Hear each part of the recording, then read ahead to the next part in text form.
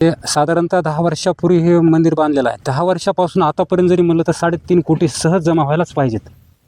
पण आज त्यांच्याकडे शिल्लक आम्ही त्यांना विचारणा केली तर त्यांनी फक्त आमच्याकडे शिल्लक खात्यावर 13 लाख आहे त्यांनी सांगितलेलं आहे. आता सोन्याच्या बाबतीत सांगतो मी तुम्हाला, दर आमच्या महाशिवरात्रीच्या पालखीच्या निमित्तानं कोणी पिंड घालतं, कोणी छत्री घालतं, कोणी हाती. सोनं हे भरपूर मुबलक प्रमाणात असायला पाहिजे.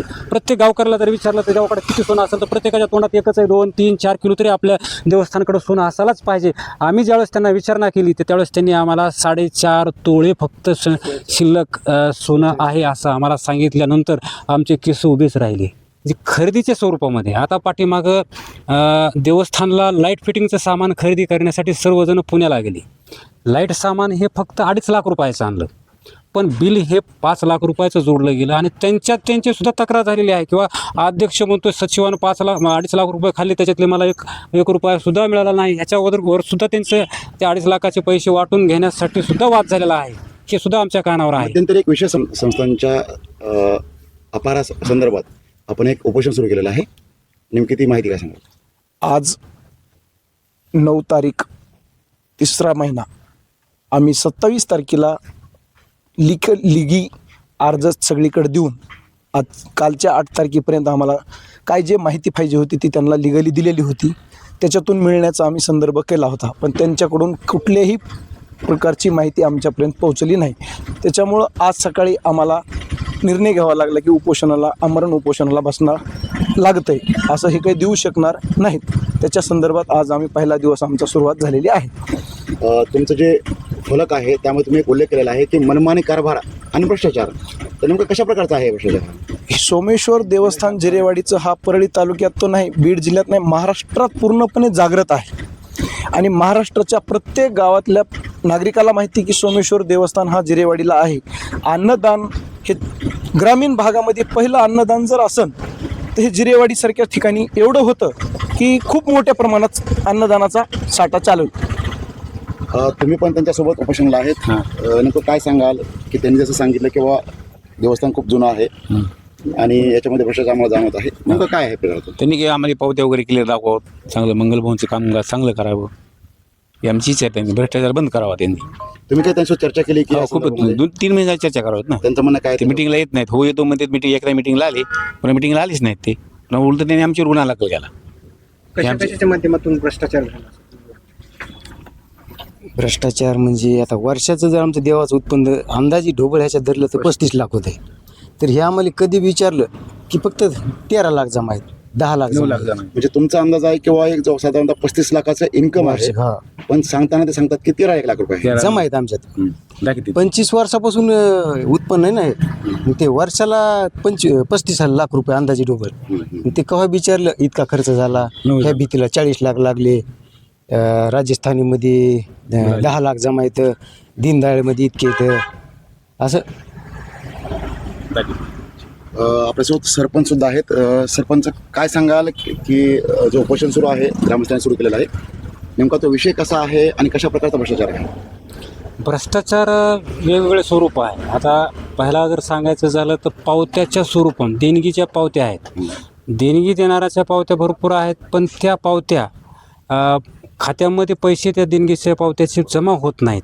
मग ते पावत्या काहीला तर पावत्या दिल्या जात नाहीत. आता समजा 8,100 रुपयाची ही नगर भोजनाची पावती आहे, पण ॲक्च्युअल काही ठिकाणी तर ते सदस्य पावत्या वाटून घेतात आणि त्या 8,100 रुपयाची पावती अक्षरशः 30,000ला 40,000ला सुद्धा विकली जाते. म्हणजे पावत्याच्या स्वरूपातून सुद्धा भ्रष्टाचार आहे. हा झाला एक. नंबर 2, जे खरेदीच्या स्वरूपामध्ये आता पाठीमागं देवस्थानला लाईट फिटिंगचं सामान खरेदी करण्यासाठी सर्वजण पुण्याला गेले. लाईट सामान हे फक्त 2.5 लाख रुपयाचं आणलं, पण बिल हे 5 लाख रुपयाचं जोडलं गेलं आणि त्यांची सुद्धा तक्रार झालेली आहे. किंवा अध्यक्ष म्हणतो सचिवानं 2.5 लाख रुपये खाल्ले, त्याच्यातले मला एक रुपया सुद्धा मिळाला नाही. ह्याच्यावर सुद्धा त्यांचं ते 2.5 लाखाचे पैसे वाटून घेण्यासाठी सुद्धा वाद झालेला आहे. हे सुद्धा आमच्या कानावर आहे. मध्यंतरी एक विषय समोर आला होता की गावातील काही लोकांवर सुद्धा यावर गुन्हे दाखल झाले होते, नेमकं काय? हो, त्याच्यामध्ये मी सुद्धा होतो. प्रथमदर्शनी सुरुवातीला तर गुन्हा माझ्यावरच दाखल झाला होता. आम्ही आता देवस्थानचं कार्यालय हे देवस्थानमध्ये आहे, एक रूम आहे, पण ते कार्यालयाचं रेकॉर्ड अजिबात त्या कार्यालयात गावामध्ये नसून ते प्रताप कांदे जे सचिव आहेत त्यांचं एक स्वतःचं एक घर आहे परळी शिवाजी चौकामध्ये, तर त्याच ठिकाणी ते स्वतः ऑफिस भरवतात.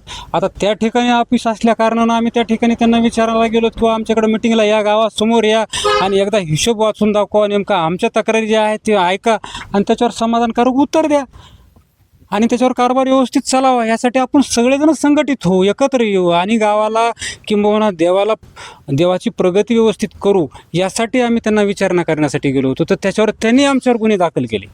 जर तुमच्या ह्या मागण्या मान्य नाही झाल्या तर पुढलं पाऊल काय उचलणार? आम्ही आमरण उपोषण करणार इथं. जोपर्यंत हे आमच्या देवाला न्याय मिळत नाही तोपर्यंत आम्ही ठाम निर्णय घेतलेला आहे. आणि मी तुमच्या ह्या माध्यमातून आवाहन करतो आमच्या देवळ कमिटीला की त्यांनी जे हे देवाचं जे हे लावलंय का बाजार, हे कुठंतरी थांबवावं.